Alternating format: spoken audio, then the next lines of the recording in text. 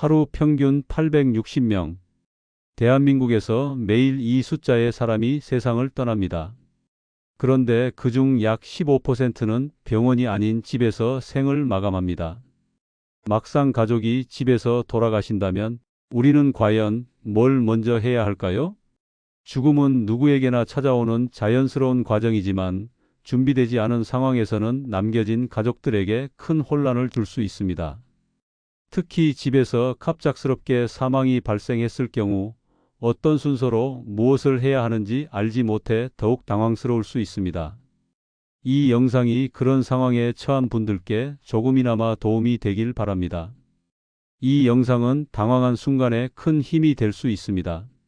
지금 좋아요와 구독으로 미리 준비해 두세요. 구독 버튼은 화면 오른쪽 아래 있습니다. 1. 사망 직후 긴급 대응입니다. 가족이 숨을 쉬지 않는다, 의식이 없다면 119에 바로 연락하세요. 신고 시 다음 정보를 명확히 전달하는 것이 중요합니다. 정확한 주소와 상세 위치, 아파트 동, 호수, 환자의 상태, 의식 없음, 호흡 없음 등, 환자의 나이와 성별, 기존 질환이 있었는지 여부를 전달하세요.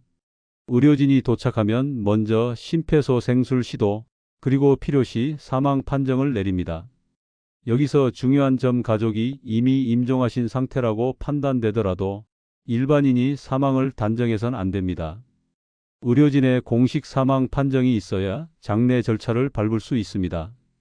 만약 병원에서 이미 임종을 예상하고 있던 상황이라면 담당 의사나 간호사에게 먼저 연락하여 지시를 받는 것이 좋습니다. 이런 경우 미리 임종 계획이 준비되어 있을 수 있습니다. 자연사가 아닌 사고나 타살 의심, 원인 불명의 갑작스러운 사망의 경우에는 112에 신고해야 합니다. 이때는 현장을 그대로 보존하는 것이 중요합니다. 경찰이 현장 조사를 통해 사망 원인을 파악하게 됩니다. 검안은 사망의 원인과 종류를 의학적으로 판단하는 절차로 의사가 시신을 관찰하고 필요시 부검법 의학적 검사를 통해 사망 원인을 확인합니다. 다음과 같은 경우에는 반드시 검안이 필요합니다. 갑작스러운 사망, 사고, 사추락, 교통사고 등, 자살이 의심되는 경우, 타살이 의심되는 경우, 원인 불명의 사망입니다. 자연사로 판단되면 사망진단서 발급 단계로 넘어갑니다. 사망진단서 또는 사체검안서 발급, 의사가 사망을 확인하면 사망진단서를 발급받게 됩니다. 사망진단서는 크게 두 종류로 나뉩니다. 1. 사망진단서 진료 중이던 환자가 사망한 경우 담당 의사가 발급. 2. 사체검안서 진료 중이 아닌 상태에서 사망한 경우 검안 의사가 발급. 집에서 사망한 경우 일반적으로는 출동한 의사나 119 구급대원이 사망 확인 후 가까운 병원으로 이송하여 진단서나 검안서를 발급받습니다. 이때 발생하는 비용은 다음과 같습니다. 사망진단서, 사체검안서 발급 비용 약 10,000원에서 30,000원. 시신 이송 비용 거리에 따라 다르며 약 100,000원에서 300,000원. 사망진단서는 향후 모든 행정 절차, 사망신고, 보험금 청구, 연금 수령 중단 신고 등에 필요한 중요한 서류이므로 10부 이상 발급받는 것이 좋습니다. 원본은 사망신고에 사용되고 나머지는 사본으로 활용할 수 있습니다. 2. 장례 준비입니다. 먼저 가족들과 상의하여 장례 방식, 전통식, 현대식과 장례 기간 보통 3일장이 일반적을 결정합니다. 고인의 유언이나 평소 뜻이 있었다면 이를 우선적으로 고려하는 것이 좋습니다. 장례식장은 다음과 같은 종류가 있습니다. 1. 병원 장례식장, 접근성이 좋고 시신 이송이 편리함. 2. 전문 장례식장, 시설이 좋고 다양한 서비스 제공. 3. 종교시설 장례식장, 종교의식에 맞는 장례 진행 가능. 4. 공설 장례식장, 비용이 상대적으로 저렴함. 장례식장을 선택할 때 고려해야 할 사항. 위치 및 접근성, 문상객들의 방문 편의성, 비용, 빈소 사용료, 식사 비용, 부대시설 사용료 등, 시설 상태, 빈소 크기, 편의시설, 주차 공간 등.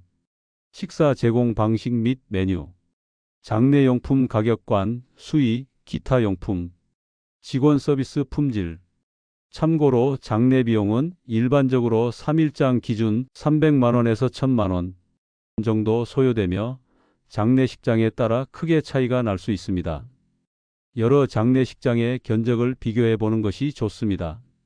시신 이송 및 염습. 사망 진단서를 발급받았다면 장례식장으로 시신을 이송합니다. 병원 장례식장을 이용하는 경우 병원 내에서 이송되지만 다른 장례식장을 이용할 경우 전문 이송업체나 장례식장의 이송 서비스를 이용하게 됩니다. 이송 시 필요한 것들. 사망진단서 또는 사체검안서, 고인의 신분증, 보호자 연락처.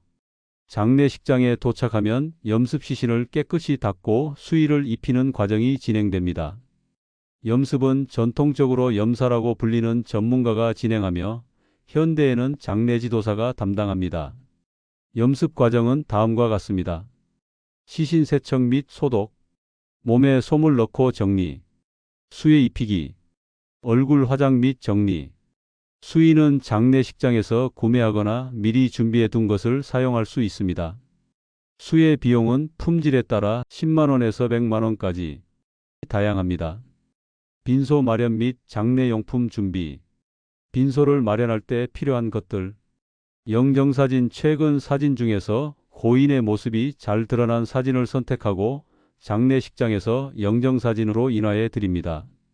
디지털 파일로 준비하면 좋습니다. 상주 완장 및 상복 직계 가족들이 착용합니다. 조문객 방명록. 조문객의 이름과 연락처를 기록합니다. 부의금 접수대. 조의금을 받고 기록할 장소를 마련합니다. 종교용품. 종교에 따라 필요한 용품을 준비합니다. 장례식장에서는 다음과 같은 장례용품을 선택해야 합니다. 관, 목재, 오동나무, 합성수지 등 다양한 재질과 가격대가 있습니다. 50만 원에서 300만 원. 상복 대여 또는 구매 가능. 대여 시 1인당 만 원에서 3만 원 정도. 조화와 근조기. 장례식장 분위기를 조성합니다. 10만 원에서 50만 원. 제단 장식. 영정 주변을 장식하는 꽃과 장식물. 30만 원에서 100만 원. 대부분의 장례식장에서는 패키지 상품을 제공하므로 여러 옵션을 비교해보고 선택하는 것이 좋습니다. 3. 행정 절차입니다. 사망 후 1개월 이내 고인의 주민등록지 관할 주민센터에 사망신고를 해야 합니다. 기한 내에 신고하지 않으면 과태료가 부과될 수 있으니 주의하세요. 필요 서류. 사망진단서 또는 사체검안서. 원본 신고 후 돌려받지 못함. 신고인의 신분증, 주민등록증, 운전면허증, 여권 등. 사망신고서 주민센터에 비치되어 있음. 신고인 도장 서명으로 대체 가능. 신고 가능한 사람 우선순위. 동거하던 친족, 동거하지 않던 친족, 동거하던 친족이 아닌 사람, 사망 장소를 관리하는 사람, 병원장, 시설장 등. 사망 사실을 발견한 사람. 사망 신고는 장례식장에서 대행 서비스를 제공하기도 합니다. 비용 약 5만 원에서 10만 원. 또한 일부 지역에서는 병원에서 사망 시 원스톱 사망신고 서비스를 제공하기도 합니다. 사망신고 후에는 사망자 등록부 등본을 여러 부 발급받아두면 좋습니다.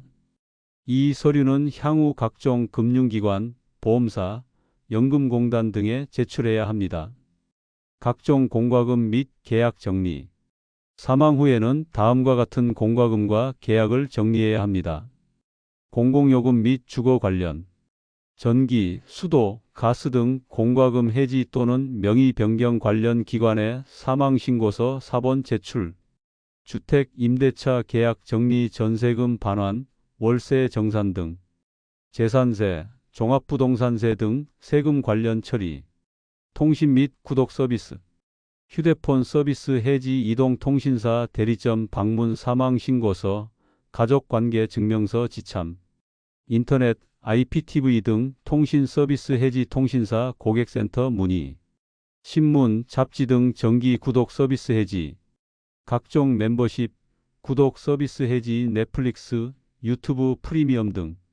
금융 관련 은행 계좌 동결 및 해지 각 은행 지점 방문 사망 신고서 가족관계 증명서 지참 보험금 청구 생명보험 손해보험 등 보험증권 사망진단서 가족관계 증명서 필요 신용카드 해지 각 카드사 고객센터 연락 대출금 정리 상환 계획 수립 또는 채무 승계 결정 운전면허증 반납 관할 경찰서 또는 운전면허 시험장 방문 여권 반납 관할 지방 출입국 사무소 방문 국민연금 건강보험 등 사회보험 정리 국민연금공단 건강보험공단 방문 각 기관마다 필요한 서류가 다를 수 있으니 미리 확인하고 방문하는 것이 좋습니다. 대부분 사망신고서와 가족관계 증명서가 기본적으로 필요합니다. 상속 관련 절차 사망 후에는 법적인 상속 절차를 진행해야 합니다. 주요 절차는 다음과 같습니다. 상속 재산 조사 사망 직후 3개월 내 부동산 등기부등본 확인 인터넷 등기소 예금 각 은행 및 금융기관 방문 조회 주식, 채권 등 유가증권 증권사 방문 조회 보험금 각 보험사 방문 또는 생명보험협회 조회 부채 금융기관 대출, 신용카드 부채, 세금 체납 등 확인 상속 방식 결정 사망 후 3개월 내 단순 승인 재산과 부채를 모두 상속 별도 절차 없이 상속 진행 한정 승인 상속 재산 범위 내에서만 부채 상속 사망 후 3개월 내 법원 신청 상속 포기 재산과 부채 모두 상속하지 않음 사망 후 3개월 내 법원 신청 고인의 부채가 많을 경우 한정 승인이나 상속 포기를 고려해 볼 수 있습니다.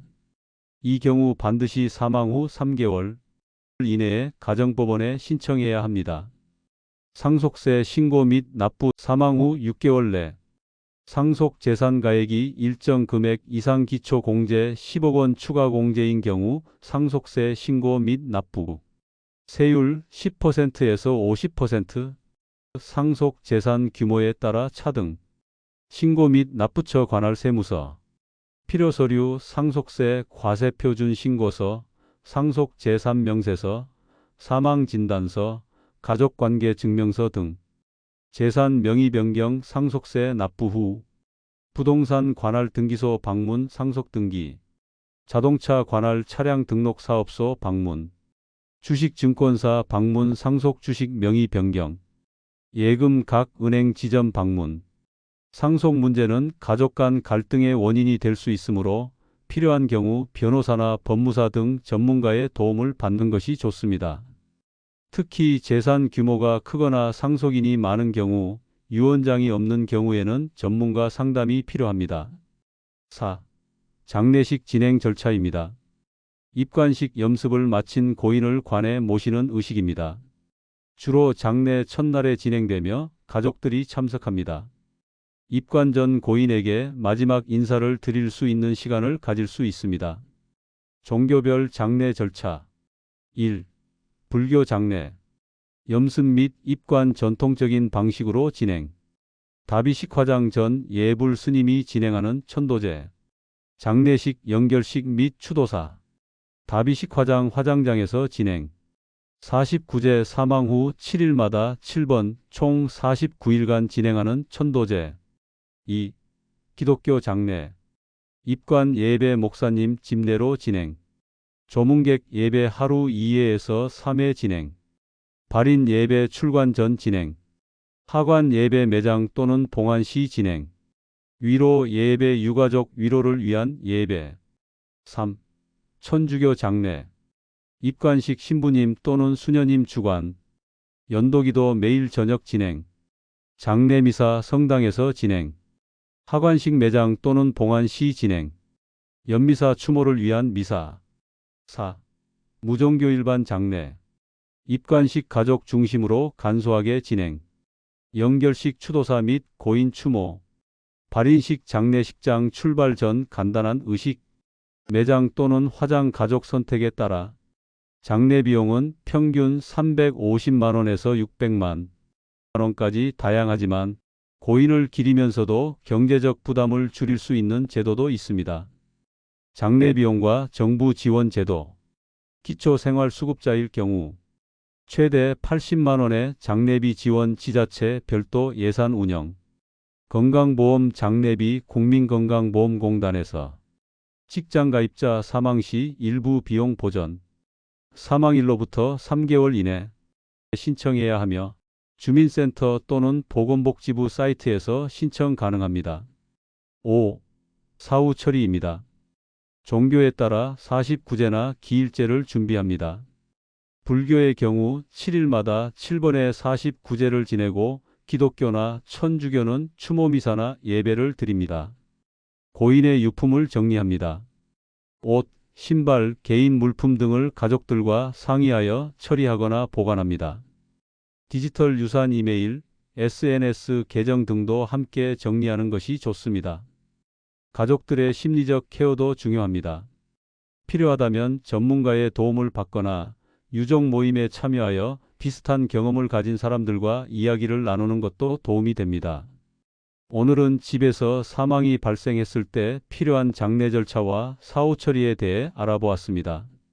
갑작스러운 이별은 언제나 힘들지만 적절한 준비와 지식이 있다면 혼란을 줄이고 고인을 예의를 갖춰 보내드릴 수 있습니다. 이 영상이 여러분께 도움이 되었길 바랍니다. 궁금한 점이 있으시면 댓글로 남겨주세요. 구독과 좋아요도 잊지 마시고 다음 영상에서 또 만나요. 감사합니다.